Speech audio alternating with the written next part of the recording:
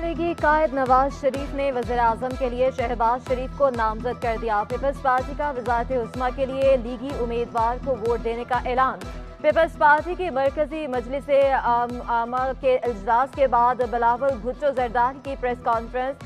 کہا، Peoples party وفاقی کابینہ کا حصہ بننے میں دلچسپی نہیں رکھتی۔ پیپلز پارٹی وزیراعظم کے لیے امیدوار نہیں لائے گی۔ وفاقی حکومت میں وزارتیں نہیں لیں گے۔ خواہش ہے آصف علی زرداری ملک کے صدر بنے۔ صدر، چیئرمین سینیٹ، اسپیکر قومی اسمبلی کے لیے پی پی امیدوار کھڑے کرے گی۔ تمام سیاسی جماعتوں کے ساتھ مل بیٹھ کر خامیوں کو دور کریں گے۔ تحفظات کے باوجود عام انتخابات کے نتائج کو تسلیم کریں گے۔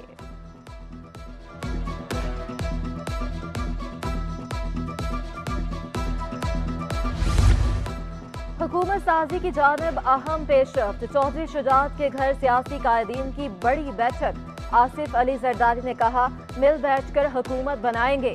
چاہتے ہیں پی ٹی آئی بھی مساحلت کا حصہ ہو۔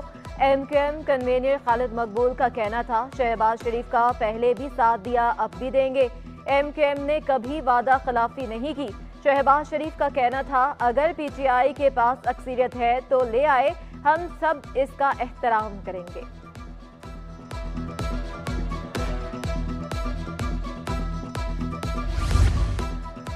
مسلم لیگ نون اور متحدہ قومی موومنٹ پاکستان کا باہمی تعاون سے آگے بڑھنے پر اتفاق۔ لیگی صدر شہباز شریف سے ایم کیو ایم کے وفد نے پارٹی کنوینر ڈاکٹر خالد مقبول صدیقی کی قیادت میں ملاقات کی۔ ملک کی مجموعی سیاسی صورتحال، انتخابات کے بعد باہمی تعاون اور دیگر متعلقہ امور پر تبادلہ خیال۔ ایم کیو ایم پاکستان کی رابطہ کمیٹی، مختلف شعبہ جات اور مرکزی شعبہ جات کے ذمہ داران کا اجلاس۔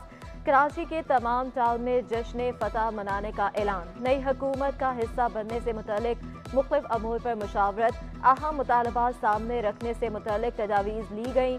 فیصل سبزواری نے کہا، پیپلز پارٹی کو اس بات پر غور کرنے کی ضرورت ہے، کراچی کا شہری انہیں ووٹ کیوں نہیں دیتا۔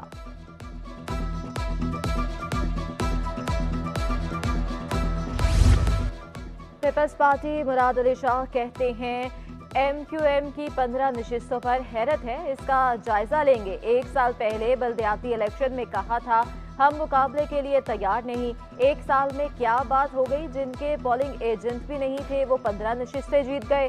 پیر صاحب پگارا کو جی ڈی اے نے استعمال کیا۔ الیکشن کے اعلان کے بعد جی ڈی اے نے 10 نشستیں مانگی۔ مراد علی شاہ نے پیر پگارا کو اپنے دوست بدلنے کا مشورہ دے دیا۔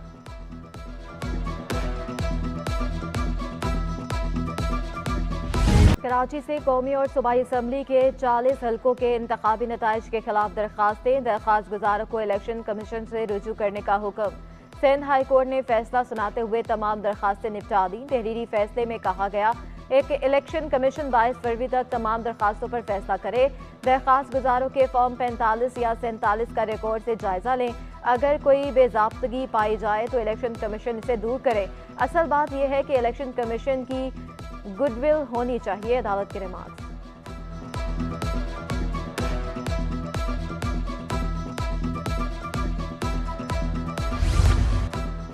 جمعیت علماء اسلام کا جمعرات کو الیکشن کمیشن کے باہر احتجاج کا اعلان۔ قاری عثمان نے دعویٰ کیا، نتائج راتوں رات تبدیل کیے گئے، تمام حلقوں کے انگوٹھوں کے نشانات دوبارہ چیک کیا جائے۔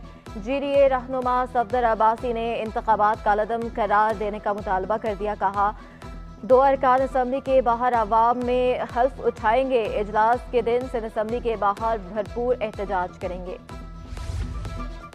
گرینڈ ڈیموکریٹک الائنس کے وفد کے ادارہ نور حق میں جماعت اسلامی کراچی کے رہنماؤں سے ملاقات۔ حافظ نعیم الرحمان سمیت دیگر رہنماؤں سے عام انتخابات کے نتائج اور مشترکہ احتجاج کرنے کی حکمت عملی پر تبادلہ خیال۔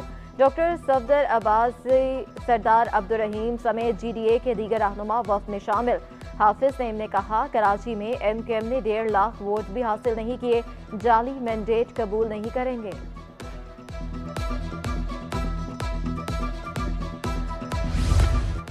گورنر سندھ کامران ٹیسوری کا مفتیان کرام سے ٹیلی فونک رابطہ۔ ملکی سیاسی صورتحال کو بہتر بنانے میں کردار ادا کرنے کی درخواست۔ گورنر سندھ نے عالم دین مفتی تقی عثمانی اور مفتی منیب الرحمان سے ٹیلی فون پر بات چیت کی۔ کہا، تمام سیاستدانوں کو بلائیں اور ملک کے مفاد کو ترجیح دینے کی درخواست کریں۔ کامران تصوری کا فنکشنل مسلم لیگ کے سربراہ پیر پگارا سے بھی ٹیلی فون پر موجودہ سیاسی صورتحال پر گفتگو۔ گورنر سندھ کامران تصوری کی سراج الحق سے جماعت اسلامی کی امارات سے دیا گیا استعفیٰ واپس لینے کی اپیل۔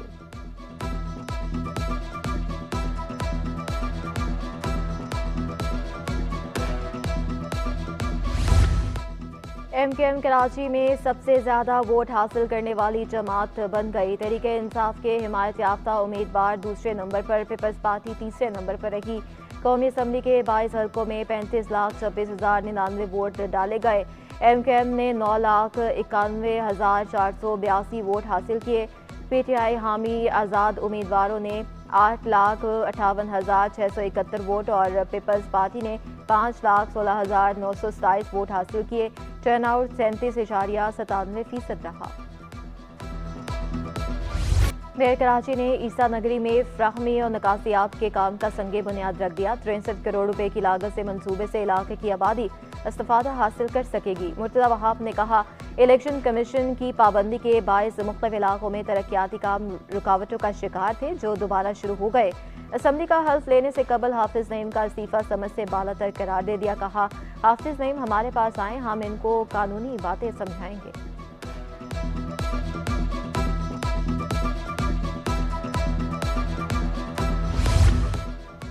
مومن آباد ٹاؤن انتظامیہ کی جانب سے 38 سال بعد 2 پارکوں کی تعمیر کا آغاز۔ بجلی نگر میں خواتین پر پردہ پارک بنایا جائے گا۔ پارکوں میں فولادی مواد استعمال نہیں ہوگا۔ یو سی چیئرمین اسد امام نے کہا، عوام کو احساس سے محرومی دور کرنے کی کوشش کر رہے ہیں۔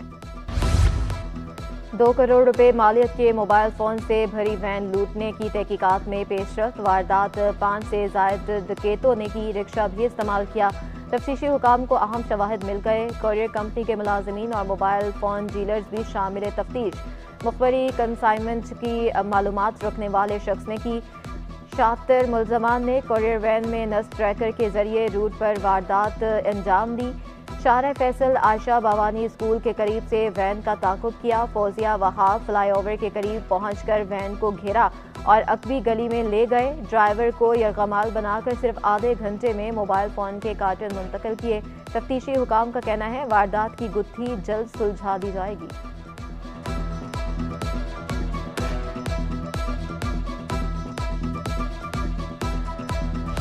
بازل صدیقی شہید تائیکوانڈو چیمپئن شپ اختتام پذیر۔ کراچی کے اسکاؤٹ سپورٹس جمنازیم میں منعقد مقابلوں میں 22 اسکولوں کے 700 بچوں کی شرکت۔ جیتنے والے کھلاڑیوں کو میڈلز پہنائے گئے۔ نگراں وزیر اعلیٰ سندھ کی شرکت۔ شہید بازل کے والد فہیم صدیقی سمیت تمام مہمانوں کا شکریہ ادا کیا۔ آئندہ ٹورنامنٹ کا انعقاد سندھ حکومت کی طرف سے کرانے کا اعلان۔